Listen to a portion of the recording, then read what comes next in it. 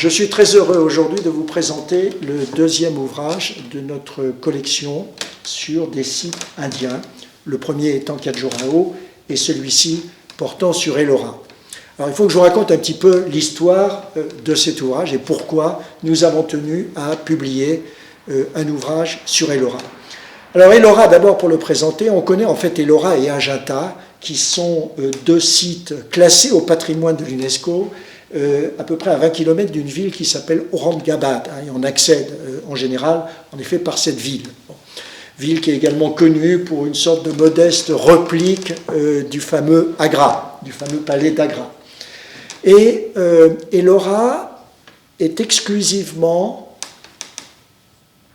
contient exclusivement des sculptures en pierre, tandis qu'Ajanta, ce sont des peintures rupestres, également remarquables. Et là, on a 34 cavernes, qui sont en fait 34 temples, à la fois jaïnes, bouddhiques et hindouistes, c'est-à-dire que nous avons les trois religions dans le même site, qui ne fait pas plus que 2,5 km environ. Donc vous imaginez, vous arrivez sur ce site, et vous avez un alignement de cavernes, on passe d'une caverne à l'autre, et donc on visite ces 34 cavernes, avec des sculptures absolument magnifiques. Alors pourquoi faire un livre sur Ellora ? Parce qu'en fait c'est pratiquement, si ce n'est le premier ouvrage sur Ellora, et clairement le premier ouvrage qui est aussi complet, avec la description de chacune de ces cavernes, avec bien sûr nombre de photos des pièces les plus remarquables de ces différents temples, de ces différentes cavernes. Et pour une raison technique toute simple, qui est, on prend ces photos dans l'obscurité, ce sont des cavernes, on ne peut pas avoir d'éclairage artificiel. Donc ceci explique cela. Alors on était très enthousiaste de dire, mais pourquoi pas faire un livre sur Ellora ?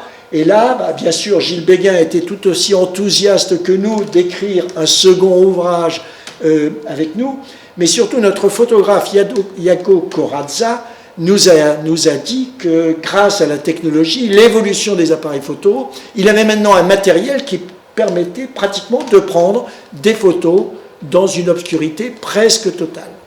Alors, je ne vous cache pas que ça a été quand même très compliqué, puisque cela a nécessité 3 visites. Dans certains cas, des photos n'étaient pas de qualité suffisante pour pouvoir les imprimer et faire un ouvrage de qualité. Dans d'autres cas, il fallait également des compléments iconographiques.